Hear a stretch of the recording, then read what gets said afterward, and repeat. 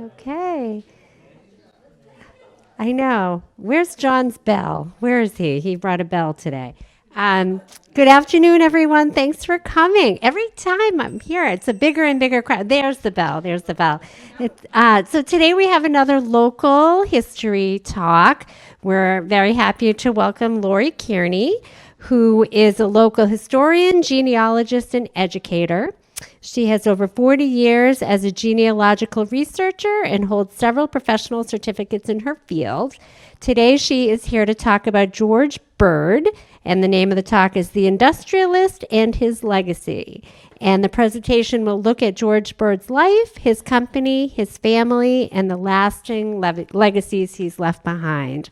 Thank you, Laurie. Thank you very much, and thank you all for coming. So I like to tell people why I did this research. So a couple of years ago, an Eagle Scout was looking for information on a granddaughter of George Bird, and I was tagged in a Facebook post because someone knew, oh, Laurie will probably know what the answer is. And what I found was there was like nothing on George Bird, which I found really surprising because, you know, bird manufacturing is such an integral part of this community. And I thought that there would be lots of information on George. So anyhow, George's story is a true rags to riches story. He was born in coastal Maine, and he was raised by his grandparents after his parents died. They envisioned a very different life for him. His grandfather and his brothers were mariners, so his grandparents probably thought George should go to sea. And that's not what he wanted. The end of the 1700s, he came to Massachusetts and he learned the paper-making business. In 1818, he moved his paper manufacturing company to the banks of the Neponset River on the South Dedham, East Walpole border, which became a huge part of our community, and it was here for almost 200 years. Not only did the Bird family supply many jobs for people, but they also contributed to our community.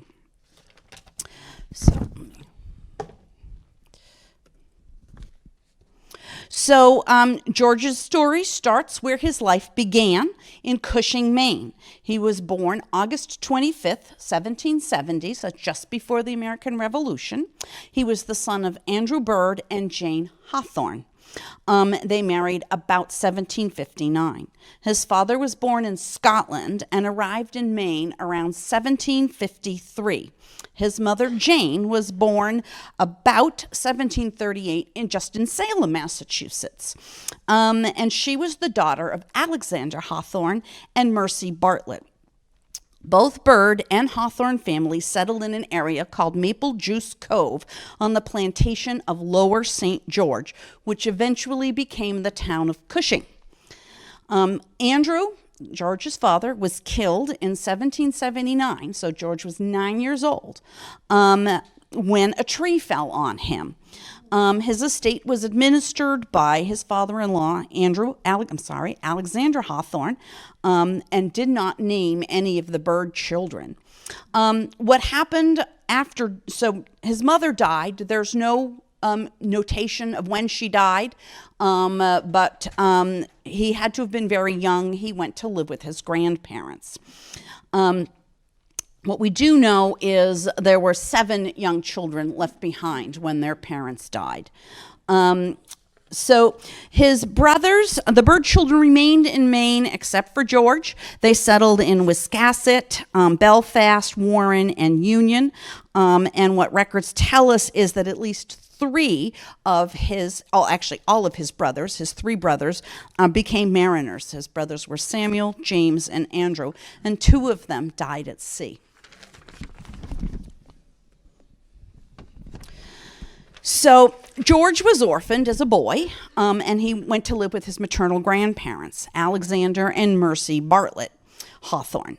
Records show that Alexander arrived in Maine from Salem, Massachusetts around 1743 with his father and a man named Samuel Hawthorne. Records, I've never been able to discern if that would be a brother or an uncle. But they were given a 100-acre land grant, and they were lots number 59, 60, and 61, which would indicate that they were contiguous lots on the plantation of Lower St. George, now Cushing. Soon after the Hawthorne men arrived, they built a log cabin to house their families.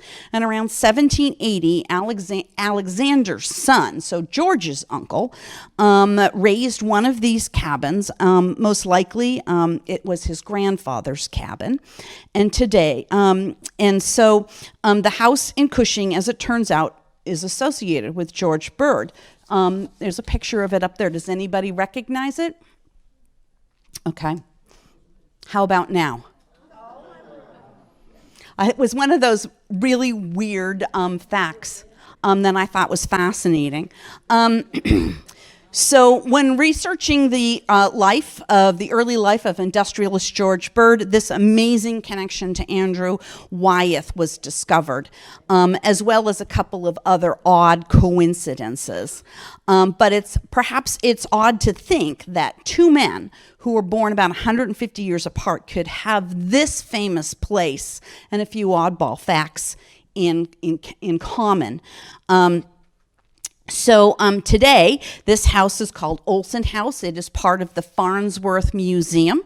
The Olsons allowed Andrew Wyeth to maintain an art studio there, and we know that at least 300 pieces of art feature this property. Now, the Olsons were related to the Hawthornes. Their mother was Kate Hawthorne. It had been in the family forever. But I would hazard to guess, and if you're a historian, you don't guess, you try to find a fact. But if this was contiguous properties, George Bird was in and out of this house a lot as a child. And it still stands. So a little bit about Andrew Wyeth. He was the youngest of 5 children born to Newell Converse Wyeth and his wife Carolyn. The Wyeths began summering in Mid-Coast, Maine when Andrew was a little boy. It was there he met his wife Betsy James, and she knew the Olsons, and she made that connection for the family. Okay, so all right, I'll go to the next slide. So the other piece of the weird information is the name Newell. So Andrew Newell Wyeth, and NC is Newell Converse Wyeth, and the father, NC Wyeth, was born in Needham, on South Street. And George Bird married a woman named Martha Newell. And so the genealogist in me went, oh my God, what if they're actually related? What another weird coincidence that would be. They're not related. It turns out that the Wyeths must have just liked the name Newell. So mystery solved. But George, coming to Massachusetts, a lot of questions then arrive. If he is this young boy growing up in Mid-Coast, Maine, what brought him to Massachusetts? When did he come here? And where did he first live? And how did he come into the printing business at such a young age? And so what we do know is this is the 1790 census in Cushing, Maine. You can see Alexander Hawthorne is enumerated there with 2 males over the age of 16, 1 male under the age of 16, and 2 females. And then I took a snippet because you can see his son John lived right next door, which is not the house. So I believe that the 2 males over 16 would be Grandpa Alexander and George. The 1 male under 16 would be Andrew Bird, the youngest of the Bird children, and the 2 women would be Grandma Mercy and Sister Nancy. So it means that George most likely came to Massachusetts sometime after the census was taken. So let's go. So what brought him here? How did he find it? His siblings were definitely in the census in 1790. They were out, the older siblings. They had started their own families. One of his brothers, Samuel, was living in Gloucester and was a mariner. And so I believe George probably came down to Gloucester. And then how do you get from to Milton? So a lot of history books indicate that George went first to Needham and then started his own company. Other history books, Milton history books, say he came to Milton first. Well, it turns out that the first paper mill in Needham really didn't start till about 1800, which was George's paper mill. And the history of Milton says that Milton was the first town in what we know as the United States, now the colonies, in about 1725 to make the first paper mill. It was owned by Daniel Vose, and he not only had a paper mill there, but he was also into shipping. And his sloops went out of Boston and Gloucester and Salem. So it's highly likely that Samuel Bird, George's older brother, knew Daniel Vose and perhaps made the connection for George to come to Milton to learn the paper trade. So he comes to Needham, and by 1795, he owns a paper mill there. So that makes him like 25 years old. There aren't a lot of documents showing him buying the paper mill, but there's some advertisements where he starts to try to sell the paper mill. So I think 1795 is a pretty good guess. So he formed a partnership with several other businessmen in town. The first document that George appears in is in 1796, where he was advertising to sell the mill. And in March of 1799, I find a deed where he did sell the mill. He sold his quarter share to Jonathan Ellis. And then he went to Milton, where he formed a very short-lived partnership with a man named Amasa Fuller. And then he went to be the superintendent of a paper mill called the McLean Mill in Milton. And he lived just over, there was a bridge at the Milton-Dorchester line over the Neponset, and he just lived over the bridge in Dorchester, but worked in Milton. So George's paper mill, let's see. So George's paper mill, he shared a water wheel. I think I need. So he shared a water wheel with this man here. His name is Ruggles Whiting. He actually is a Dover boy, this fellow made wire, and George was making paper. And in about 1809, the paper mill burned down, and Ruggles offered to help him build the foundation for a new paper mill, but across the Neponset River, so they wouldn't share a mill, and Ruggles wouldn't have to worry about his mill potentially catching fire. So this is part of the mill that George built. Well, actually, it says this, so part of the mill is here that George built. It had another fire in the 1820s or 1830s, and that building was built. But it's condos now, so if you want to live in a George Bird property, you can watch the in real estate sales and find a spot there. Yeah. So in early 1818, advertisements appeared in a local Dedham newspaper for several months to lease George's mill. A year later, in 1819, it appears that George Bird was still managing that mill in Dedham, because now he was looking for 2 journeyman paper makers and 2 apprentices. Also, in 1819, George Bird, for the sum of $8,000, bought the whiting mill across the way, and all of its water privileges. He worked with a partner, and they retooled that mill to make combed worsted fabric.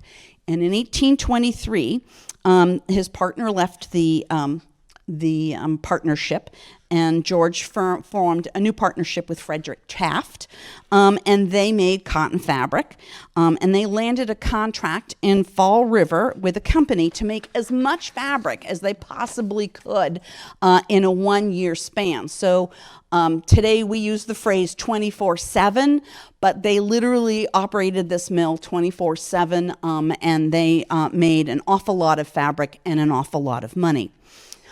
So I think that was when George Bird got out of the businesses in Dedham.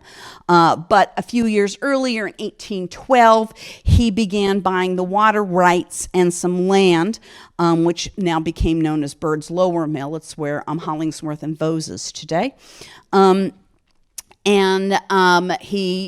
deeds don't indicate that there was any buildings on that spot.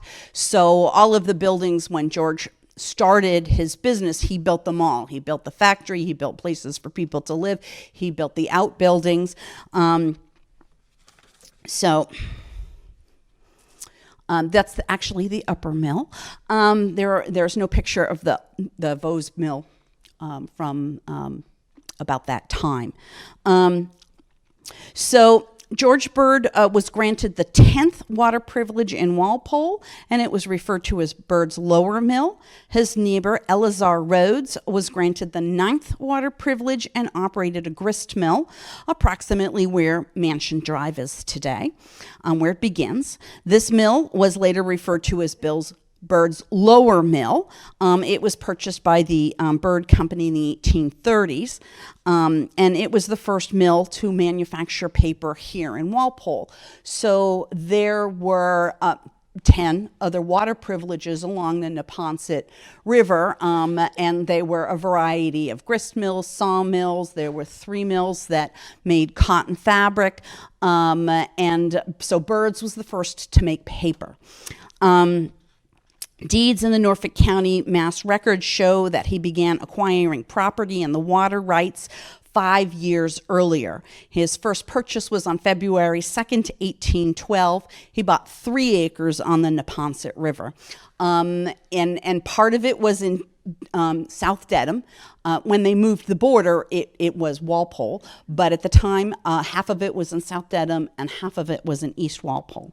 Although it's not necessarily clear what brought George Bird to the Neponset River here in Walpole, but his son said it was because of the fire in 1809, and that might have been the reason he thought he wanted to get out. But they rebuilt the factory, and it made cotton for generations in Dedham. So the first thing that they made was coarse wrapping paper. And I want you to think about bubble wrap. So when we talk about wrapping paper today, we think pretty printed, let's wrap up a gift. But back in the early 1800s, bubble wrap didn't exist, and packages needed to be wrapped when they were shipped. And so that's my a paper bag that I cut up and put one of my little creamers in it. But I just wanted you to get the idea. So they weren't making anything super fancy. I forgot to mention that the Dedham mill, he had the approval from the U.S. Treasury to make paper for money. And actually, the Vose mill in Dedham also had a similar contract. The Vose mill is Crane paper mill today, is Crane, which I know from my mother that they made fabulous stationery. So George was not making anything fine. He was making something useful. So in 1825, George Bird was issued a patent for a machine to make polished paper, which is not easy. It's a patent for polished paper. This paper polishing patent was signed by John Quincy Adams and the Secretary of State Henry Clay, and that document still exists today. It was around this time that George Jr., his son George Jr., and his son Josiah joined the company. They most likely had worked for the family paper mills growing up during breaks and during the summertime, and to learn the business from the bottom up. We do know that the youngest son, Francis William Byrd, Frank, wrote in his biography or autobiography that he worked in his father's paper mills. So in the late 1820s, George Jr. sold his interest in the mill to his brother Josiah. And in 1883, Josiah sold his interest in the paper mill to Francis. And in 1838, Francis bought the mill upstream, the upper mill, which is pieces of it are still there, which had been the Rhodes grist mill. Although it's not clear if George Byrd retired at that point or if he was still running the lower mill with his son Francis. But when Francis bought the upper mill, he formed a partnership with his father and his brother-in-law, Harrison Park. And initially the mill made newsprint, but the Byrd Company continued for a little while making the newsprint, but they retooled it to make more coarse wrapping paper. Within 2 years, Harrison Park, he was the minister of the South Dedham Church, left the partnership, and in 1842, the company began to experience some financial problems. This would be because of the Great Depression of the 1830s, not the 1930s. And I think it's kind of fabulous or fascinating that Frank was still moving this company along and expanding it when there was this horrible depression. And I think that from what I've read, the depression was as bad as the one that our parents went through in the 30s.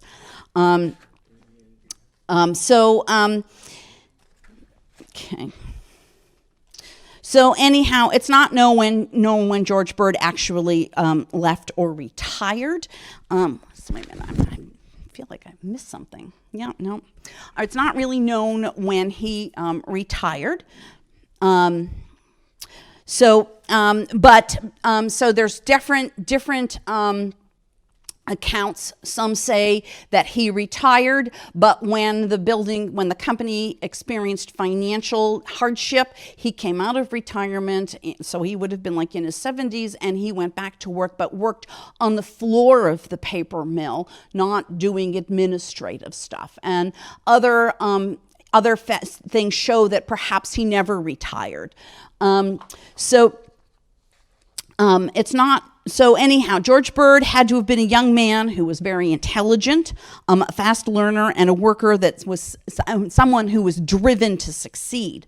In a few short years, he had gone from a kid in Maine with very little to an owner and a partner of a paper mill.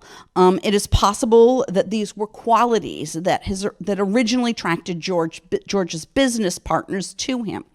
George met where he met the business partners, because he was in Milton and he went to Needham. It's not known.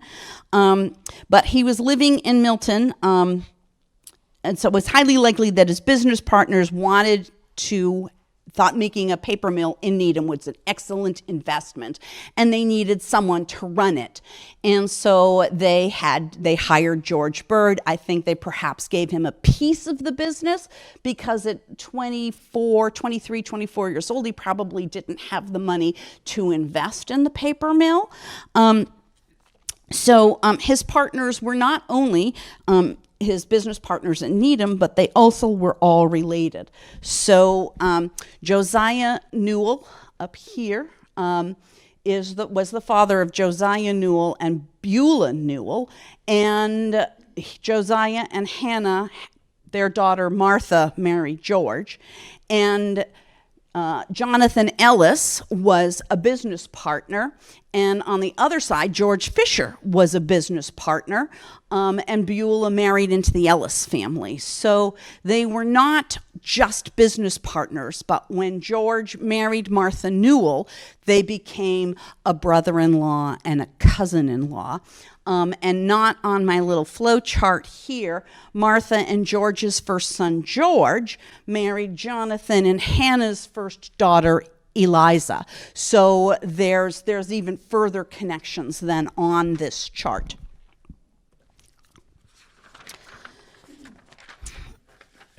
So George and Martha were the parents of 8 children, 4 boys and 4 girls.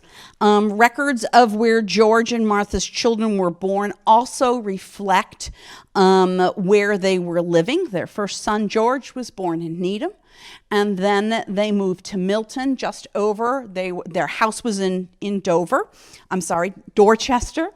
And so the next 3 children were baptized in Dorchester, and then they moved to South Dedham. Well, actually, they moved to the Mill, what's called the Mill Village in Dedham, and their children were baptized there. And then they ultimately joined the church, the Norwood Congregational Church. So all of their children grew to adulthood, which is unusual for the time. They were some way associated with the paper business. In the many biographies written about their son Francis, they note that when he was still a boy, he worked in his father's paper mill, which is why I assume the other brothers were in the paper mill. It certainly indicates that Francis had hands-on knowledge of the paper business and how to run the machinery. It was highly likely that if George put Francis to work in the mill, he put the other sons to work as well. Let's see. So some of them worked in the family mill, and then some of them left the business to start their own company. But in some way, they were all associated with the mill. And then the daughters, their husbands worked in paper mills in some way or another. For a formal education, George and Martha's children would have spent the early years attending local public schools. In fact, the Little Red Schoolhouse, which was on the corner of, I think, it was in Norwood. It was on the corner of, I think, Pleasant and Sumner Street, that would take you down, that was torn down. That was said to be where Frank Bird went, so I'm guessing the other children went there as well. And then the boys went to what was called the Wrentham Academy or Days Academy. It was in Wrentham. I think the building is still standing. And so it doesn't say where the girls went, but their daughter Hannah, it wasn't Hannah, it was Julia, when she died, her obituary said that she went to a female seminary. So it's clear that George hungered for some sort of education. He didn't want to be a mariner. He had all of this money, and he was going to make sure that his children were very well educated. And the youngest son, Francis William, went to Brown. I haven't found reference that the other sons went to college. So the county deeds show that when George Bird began acquiring land and water rights on the Neponset River in the 1810s, there weren't any buildings there. So George Bird not only built the mill, but he built all of the buildings.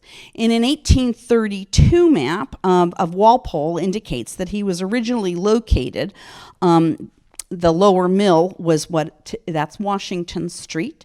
The house could possibly be that. So the map indicates that those were some houses right along the front of Washington Street, where the Vose Mill is today. Some of the houses are gone. That house still stands. And that's quite possibly the house that George moved into when he first came to Walpole, South Dedham. So the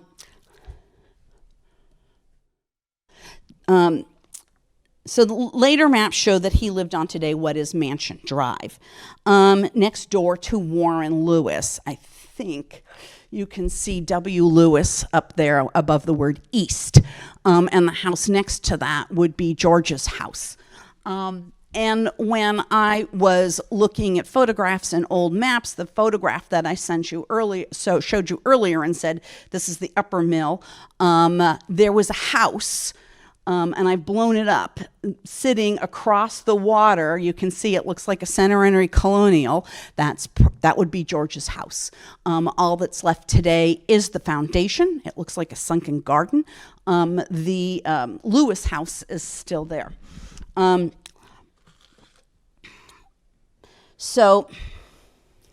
the bird's eye view also kind of indicates what his house might have looked like. So George became part of the community. He joined the church in South Norwood, South Dedham, today Norwood. Some of his older children were married there. He was on a committee to celebrate, I think, the 200th anniversary of the first settlement of Dedham. His job was to, the committee that he was on was to have a dinner for like 200 people.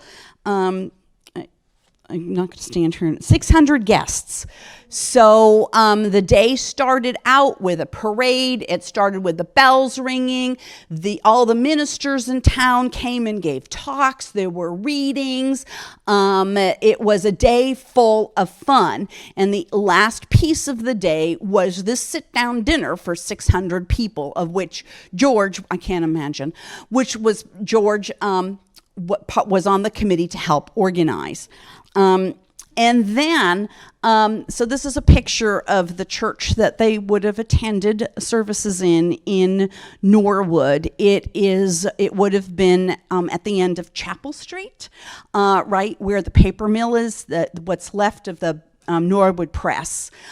It sat in the parking lot there and was torn down, and a new structure was built closer to the center of town. But George Bird was on the committee to build a new church. And I find an interesting story is the minister had offered his resignation. He actually went to work for Dartmouth. And it was like one of his last Sundays, and the people all came to church on Sunday morning to find the minister in there with basically a sledgehammer tearing the building apart, because he felt that they needed a new building, and so he was going to make sure that that new building happened. Can you imagine a minister trying to do that today? So anyhow, George Bird lived for over 30 years in Walpole, and in East Walpole, and he was participated in life in the village of South Dedham.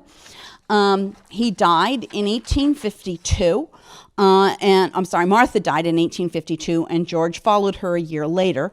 Local newspapers printed their deaths. Usually, it's a death notice, which this one just says, in East Walpole, Martha Newell, wife of George Bird, Esquire, aged 81.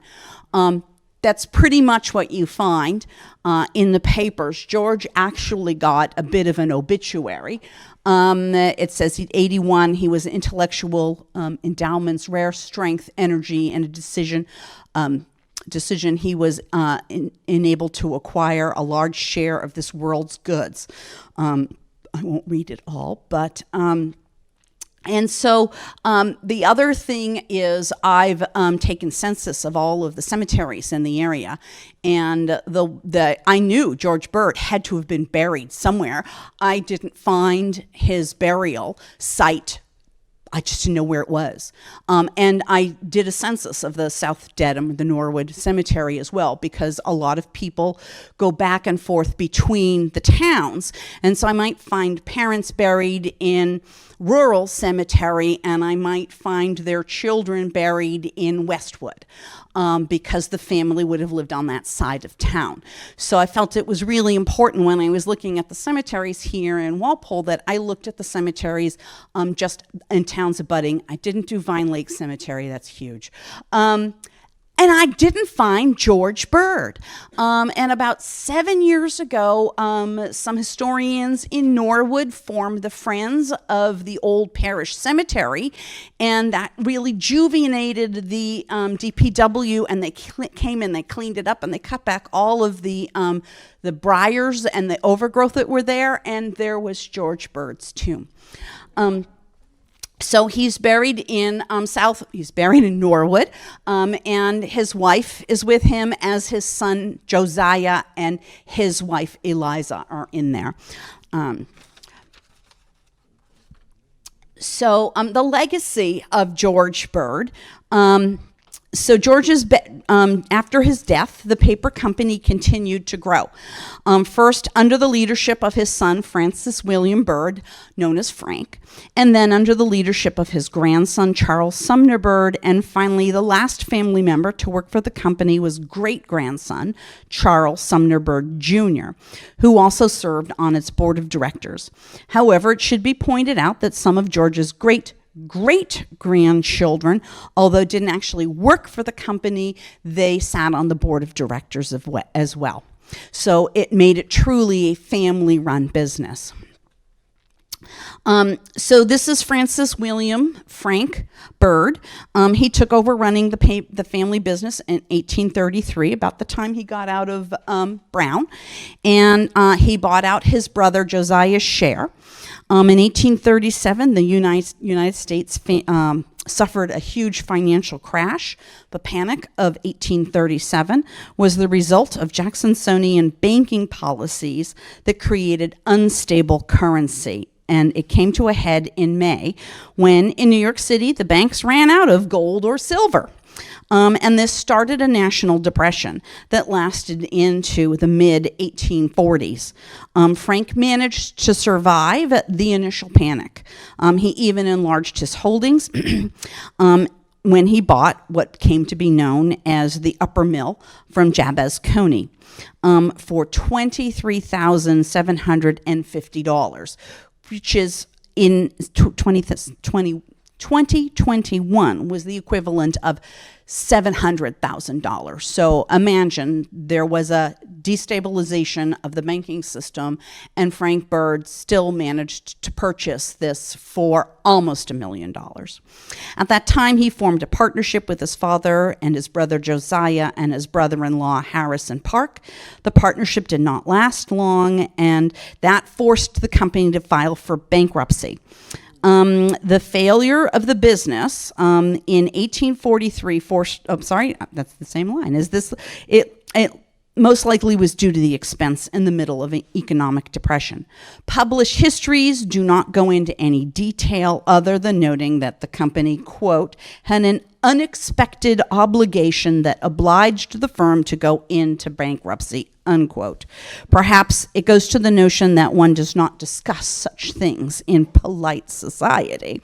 But they were due with interest. So Frank filed for bankruptcy, but he still paid off to all of his creditors. Bankruptcy would absolve him from at least some, if not all, of his debt, but it took him 20 years, and he paid back every single person that he had to file bankruptcy against, which I think speaks to his chutzpah. When Frank acquired the Upper Mill from Jabez Coney, it made newsprinting paper, but it eventually turned over to making the wrapping paper.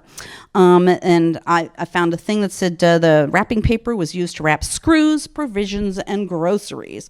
Obviously, it was a much more profitable product. During this period, Frank took on several business partners to work with him. In 1871, he sold the Lower Mill to Z.T. Zachary Taylor Hollingsworth, who soon formed a partnership with Charles Vose, and we know that as Hollingsworth and Vose today. In 1875, the Upper Mill produced 1.5 tons of wrapping paper daily, and employed 20 men. So, 1875 was just before the Industrial Revolution. So the manufacturing equipment didn't make tons and tons of paper, but yet it still managed to make a ton in a day.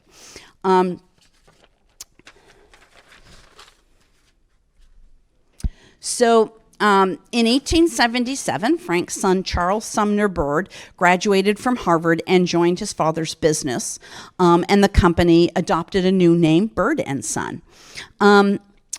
So Charles Sumner Bird was named after the statesman who was friends with Frank, Charles Sumner, and just before the Civil War broke out, Charles Sumner on the floor in D.C. in the Senate was giving a speech to abolish slavery.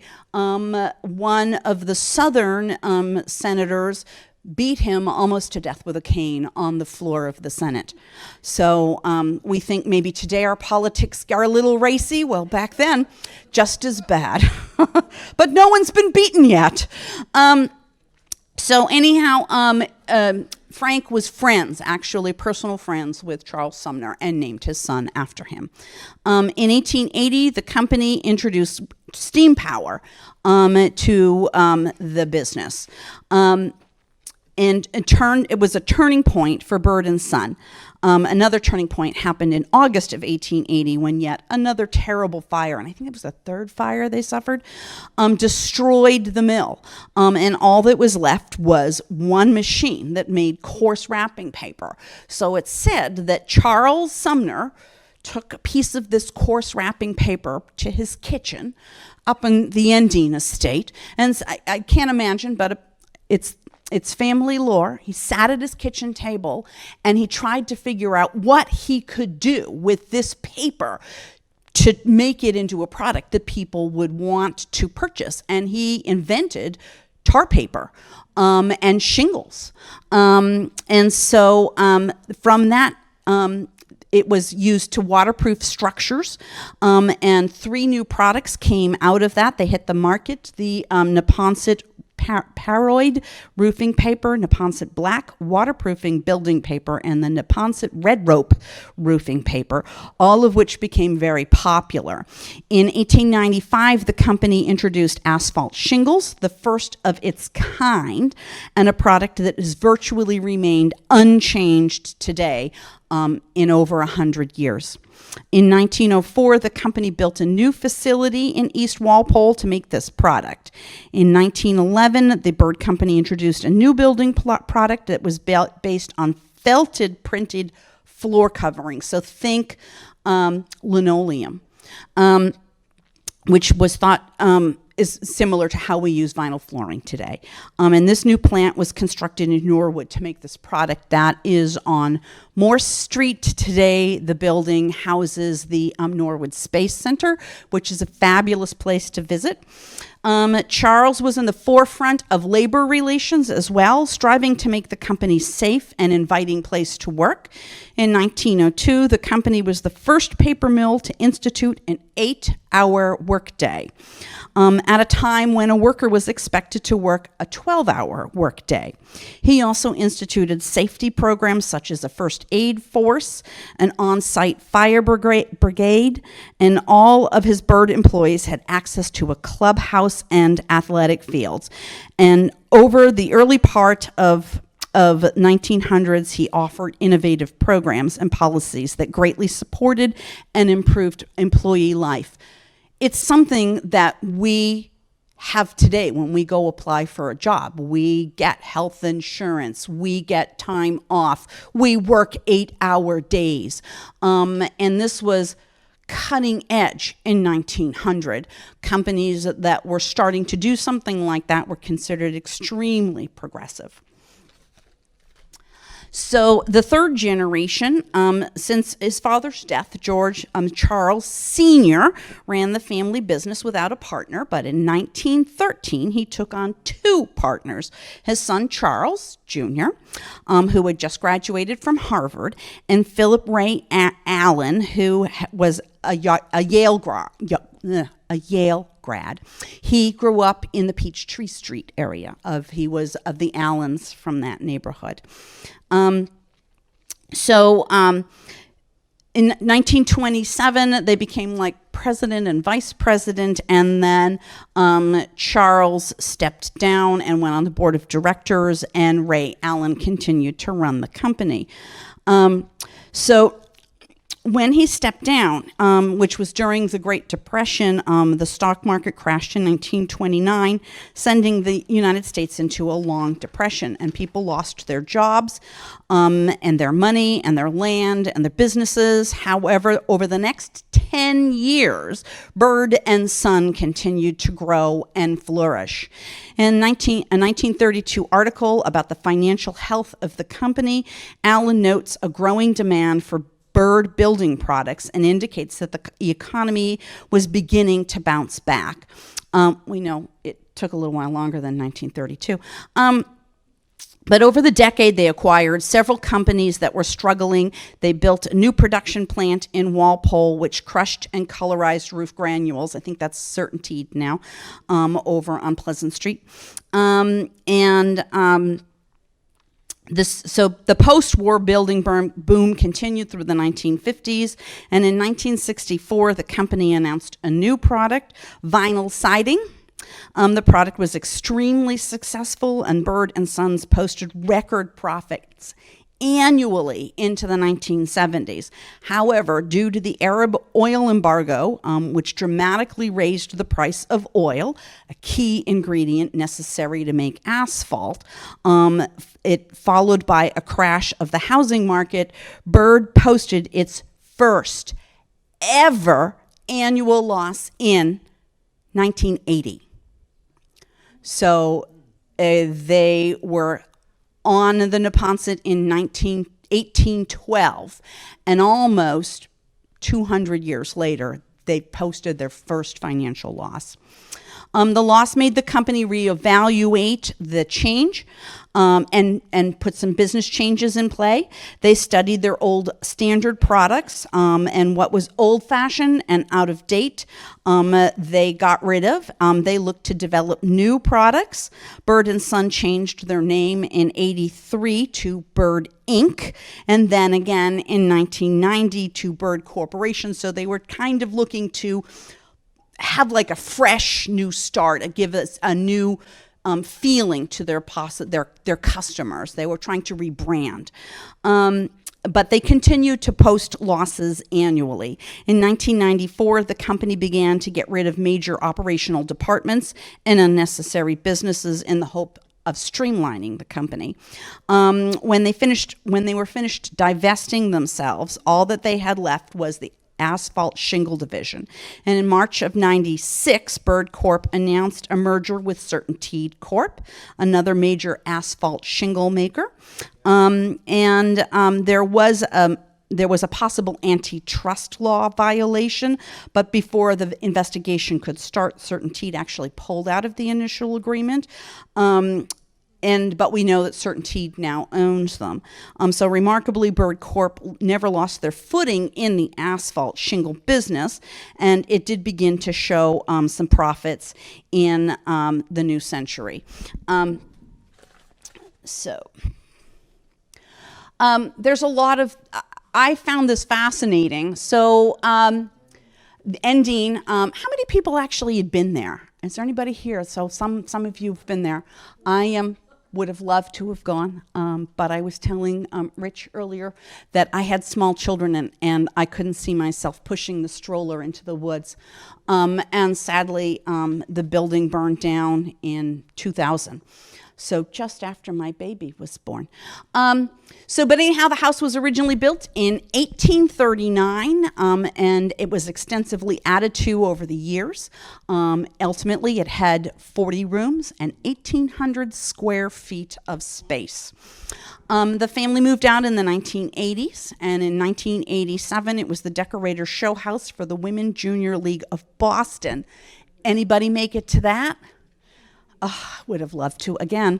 It burned down in 2000, and not being from the area and never having been up there, but knowing that I could have walked into the woods to find it, and watching the development of the Endine development, I really wondered where Endine was located, and it was maps that helped me find it. So it would be the big house on this what they call the bird's eye view map over in the corner, and but it was in the Norfolk County deeds. I found plans for the development of Endine, which showed where it was located. And this is a photograph from the 90s of the building, taken by the Massachusetts Historical Commission. And I searched and searched for where it was located. And, maps is a fabulous way of doing research. So I clicked on Google Earth, and you can see satellite of the buildings. And if you zoom in, you can see the foundation is still up there. So here's the shape of the building, and you can see the shape in that satellite image. My understanding is that Toll Brothers maintains it up there. So there is a gazebo up there. I've been told that there is a pathway, I think, from Washington Street, that perhaps the birds had stairs up to the property from there. And you can go up. I won't because of the ticks. And you can actually see that. But I was just so gobsmacked to find that from space, you can see the foundation of Endine. So the bird family feathered a lot of nests and built a lot and gave a lot to both Norwood and Walpole. So when Mary Reynolds Bird died, which was Frank's daughter, she was really big into the library. And so Frank gave like $3,000 seed money to build our library. And this is what it looked like before the addition was put on the front of it from, I would say, looking at the addition, the 1960s. So this is on the corner of and School, right? No, Stone. Lewis. And then they built a large memorial hall. It was kind of like the clubhouse for bird employees. There was a large space up above for gatherings. I did go once. There was a restaurant down below, and it burned the week before I got married. It had nothing to do with my wedding, but I just remember that. And all that is left is the clock tower. They also gave the Boy Scout property, which was, looking on maps, it's not easy. It's not there, but it appears to have been on Mylod Street, probably just before all the new buildings. And then they also, Charles Sumner Bird gave the money to build, did he give the land? The Union Congregational Church. He donated the Footlighters Theater, and Mary Bird Park, which is across the street from where the clock tower is. That's a little park area, and the Girl Scout house. And I can tell you, I've been doing Girl Scouts for 20 years. The Girl Scout house is still used today. And not only by Walpole Scouts, but we share it with our Girl Scout neighbors in Norwood. Then the other thing is this little cemetery in East Walpole, but now it's mostly now in half of it is in Norwood and half is in East Walpole. It was first set aside in 1827 when 6-year-old Elizabeth Fuller died.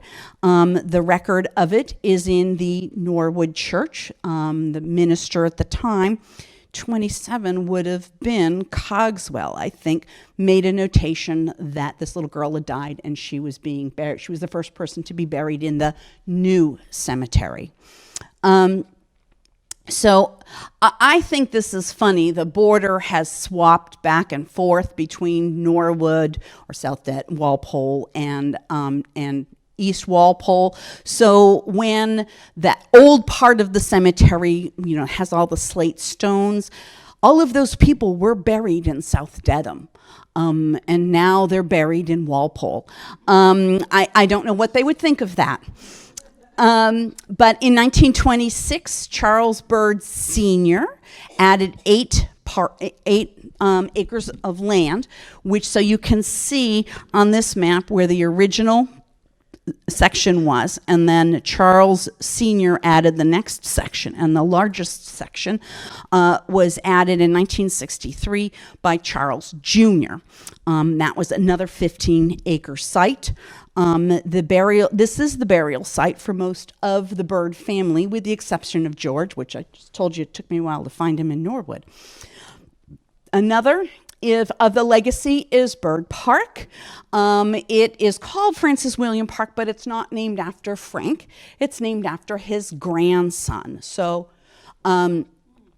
Charles had a son that he named after his father, who died. I think he died like in the influenza epidemic about 1918, and so his wife Anna and he wanted to put a park together to memorialize their son, and they had like 3 acres of land on over here on Walcott Street. It's where the tennis courts were originally. And there was a small play area. When my kids were little, there was a merry-go-round that was left, I think maybe a swing. But they then purchased all of the other acreage. The plan initially was to make it an affordable housing place. And so you can see they laid out the roads. What did they call it? They called it, I can't see on my screen. They called it the Neponset Garden Village. There was going to be a school in it that was in the center. So it was before the Bird School was built across the street. And lots of homes and little roads. It never came to fruition, and it became part of Bird Park. We know that there was a swimming hole there. There's today pickleball courts, a fantastic tot lot, a music, like a gazebo, and it's a fabulous park. The other is Ellis Field. This was considered part of the Bird property. There was a baseball stadium there. Initially, I'm not going to read because I could do this forever, but it had a grandstand, and apparently, like in the 1920s, lots of businesses had their own baseball team, and they would compete against other businesses. And so it turns out that very often businesses, and Bird Corporation would have been one of them, hired people not because they'd be a fabulous worker, but because they were a heck of a pitcher. This was their field. Today, it's been cut up. It's considered part of the Bird Park, although it's not contiguous with Bird Park. There's about 3 soccer fields there, and the gates are locked, so I can only take pictures through the chain link fence. The town forest, although Bird was not his land, he was really good friends with George Plimpton, and he kind of needled him and said, come on, you should do this. I just gave this park. You should give this piece, this forest. And it was crazy because Charles Bird's notion was that we would keep buying land, and that we would sell, we would clear cut some of the trees, and we would sell the wood, and that wood would help support the park. He saw it being 1,000 acres big. It has never reached that size. Today it's 365 acres, and that's with the addition of Jarvis Farm. But he thought they would dig out the Neponset River in there and make a swimming hole, that there would be an outdoor amphitheater that they would carve into the side. I mean, he had some really interesting ideas. But today it really is a space that we just enjoy. And this is a picture of Calvin Coolidge. He was here to dedicate the forest, and the person down in the center, that is George Plimpton, and then that's Charles Bird Sr. In the foreground. Then there's this little park, which is behind the Balch School in Norwood on Washington Street. It's got a playground, and because it's attached to the school, it's part of the school. But it was named after. So when I start doing research, I go, "Ooh, Charles Eliot. Who was he?" Not a Norwood person, not a Walpole person. He was the president of Harvard. And he insisted that when he gave the land that it be named after Charles Eliot. It was supposed to have he must have thought swimming was fabulous, and actually it is, but he was going to include a wading pool, a playground, it had a ball field, and a small stadium for baseball. Today it does have 2 baseball diamonds, a basketball court, an outdoor classroom, and the PTO at the Balch School recently built a new playground. And then the last piece that I have here is Endine Recreational Area, which is at the end of Mylod on Washington Street. The Coakley Middle School is there. It is a tremendous size piece of property.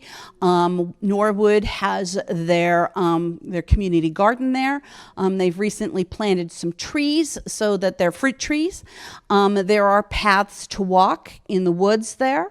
There's also down where on the other side of the Coakley School is the swimming pool, and behind that is a playground. There is a frisbee golf. It has a ton of activities there, and another one of my favorite aerial views from Google Earth, and more Boy Scouts. There is an outdoor running course. You do cross country. It was developed and cleaned up and put there. It was an Eagle Scout project. Anyhow, Bird Company, by the numbers, they survived 3 financial crashes. So there was a depression in 1837, 1878, and in 1929. They withstood 4 fires and a flood. They withstood the oil embargo of 1980. And they've created over a dozen parks and community buildings, and that they have donated to the town of Norwood and Walpole. There were 6 generations of birds that have run or managed the companies. They were in business for over 100 and that number can't be right. It was almost 200 years in business, an untold number of jobs provided, and certain tea is still here. They're still here today. So do you have any questions? Yes. Early on in the slides, way back to the beginning, there was a mention potentially part of the triangular trade. Oh, yes. Yes. So Vose, and I'm sure the George's brothers, Vose was definitely part of the triangular trade. And I would theorize, because if they were mariners, that they were part of the triangular trade as well. So the triangular trade is, in New England, we made rum, and we needed sugar to make the rum. And the sugar plantations needed slaves to grow and harvest the sugar. So our ships left New England with their hulls full of rum, and they took them to British colonies, which would have included Africa, and sold the rum and picked up slaves. They would have brought the slaves to the southern plantations where they would have been sold. They would have took on a new cargo of sugar and brought it to Massachusetts and New Hampshire to make rum. They call that the triangular trade. Noticed in Francis Greenberg, maybe like 1870, so such strong abolitionist. Yes, he was. I found an article. He was friends with, I can't think of, some of New England's really high-ranking abolitionists, Atkins. So, but anyhow, he was giving a speech with these people at Faneuil Hall, and he got the crowd so rabble-roused and so irate that they raced out of the Faneuil Hall, and there was a riot in Boston. Rocks were thrown through building windows, and people were injured.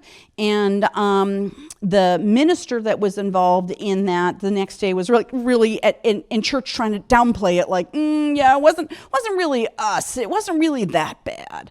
But he was very involved in the abolition movement. And I think he really enjoyed politics.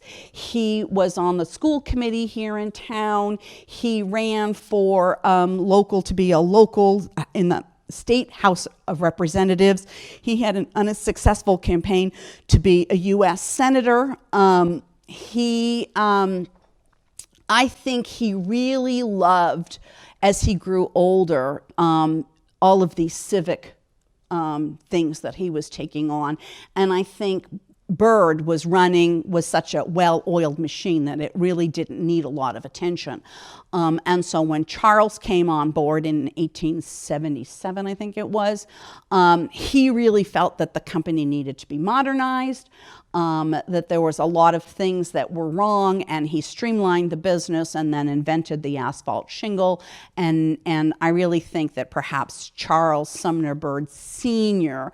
is the person that was the driving force that created Byrd to be the company that, if you grew up here in Walpole, that was the company. What it was is that's the company you knew. It had facilities all over, not only in the Norwood and Walpole area, but they had other manufacturing plants in other parts of the country. Yes? Has the Byrd genealogy come to an end? No, it hasn't. Charles Sumner Jr. had 4 children. He had twins, David and Chris, who recently passed away, and 2 girls, Edith, and I forget what the other was, Jean. And one of the weird facts I found was Christopher Byrd in the 1960s was the first person who told us we should talk to our plants. That by being kind to our plants and talking to them, they would grow well. I was just a little kid, and I remember talking to plants, but it was kind of interesting to find that it came from a bird. Wow. Yeah. Another fun fact. Yeah. Any other questions? Yes. Some are. My friend Eric Hurwitz took this picture. I could put you in touch with him. Yeah, all of those pictures are Eric's. Yes, that is Eric's as well. Yeah. So Eric is a local photographer and a blogger, and he gets up at like 6 o'clock in the morning and he catches sunrises. And then I'm at 9 o'clock drinking a cup of coffee, and I'm like, he's already been out. He's been catching lately an eagle at St. Tim's in the morning, sitting on top of the cross. So if you're up at the crack of dawn, you could go up to St. Tim's and see the bald eagle that is in our neighborhood, which is pretty cool. Oh, yeah, wait, back here, yes? George Byrd's grave, where is that in today's terms? It's in Norwood. It is the old cemetery is off of Railroad Avenue. So Railroad Avenue, it crosses the railroad tracks, and then it dead ends like at Pleasant Street. So if you go down Washington Street and you get to where Railroad Avenue crosses, or you're heading towards Norwood coming from Walpole, you would turn right and you would go down to where the new condos are just before you cross the railroad tracks, and you look up and over and you can see the cemetery. And George actually would be looking back down at you. His grave is built into the wall there. His tomb is, and it's accessible. If you look at the Friends of the Old Parish Cemetery, they have a Facebook page. You can get on their email list. They have what I call, and it's because I think it's funny, cleaning and leaning days, where they get together and they clean the stones and they stand them upright. They just this week had hosted a reading of Frederick Douglass's speech It's a community read, and I believe they're doing music in the park sometime this summer. Last summer, they sponsored Our Town, which was a fabulous production, and I don't think they expected to have such a fabulous response. And a lot of people have said, are you going to do it again? Are you going to do something different? So this summer, they're doing an evening of music. So they're called Friends of the Old Parish Cemetery, I believe. And yes, so go online and look for them. I can probably put out some paper and I can take some names as well, and I can pass that on to them. Yes? You said Bartlett, George married, Yes, the wife's name was Bartlett, correct. Does she go back to Richard Warren off the Mayflower? Bartlett married Mary Warren. Right. So is it that family? I don't know. So Hawthorne, and actually Nathaniel Hawthorne would be a distant cousin of George Bird's. So we're talking about the early 1700s. I think Mercy was a Boston girl and not a Salem girl. But so when I look at migration patterns of early New Englanders, I don't see a lot of like pilgrims crossing into the Boston area. They really stay in Plymouth County, Bristol County, and actually over in Medfield. And that's as close as they tend to get. But obviously, there's an occasional rogue ancestor that goes into Boston. And so I don't know, because I didn't go backwards with their genealogy as much as I went forward, because that's what I was like. I was looking to tell the story of the family today. So I don't know. Yeah. What's my next well, there it is. I was going to say, well, my next project, I'm doing 3 walking tours this summer of the Walpole Cemetery. So they'll be in the fall. The first walking tour will be at the old burial ground, which is a small cemetery. It's not difficult to walk. There'll be more Laurie talking than us walking up and down hills. And then 2 weeks later, we're going to do rural cemetery, which is on Pemberton. And then 2 weeks later, we'll be doing Terrace Hill. So that's the next project, and I thought it would be a fast and easy project to do, but now in order to tell everybody's stories, there's more research. So that's what I'll be doing this summer. I'll be home. You can give me a call. I'll answer the phone. Any other questions? Good job. Oh, thank you. Thank you all for coming. Thank you.